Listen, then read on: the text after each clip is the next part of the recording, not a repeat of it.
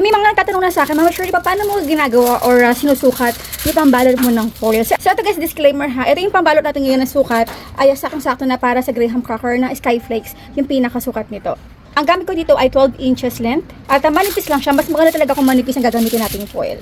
So, sukatin lang muna natin siya ng mga 7.5 inches. Lagyan natin ng mark. Okay. Kung meron kayong foil cutter, syempre mas maganda. Mas mapapadali ang inyong trabaho. Talaga. Try natin. Dahan-dahan lang. Ayun! Nag-cut siya. Kasi minsan, pag kinakat natin, nawawala sa linya, nasisira.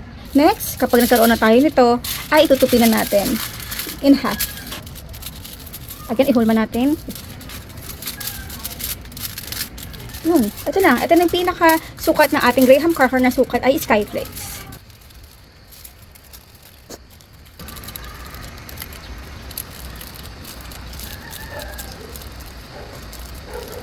Okay lang yan. Mamaya gagawin tayo. Hindi kailangan perfect kasi yung foil natin maganda, manipis. Nakokontrol natin ito. Okay, after that, tap-tap lang. Ayun na, nakamolde na siya. Ganun kadali.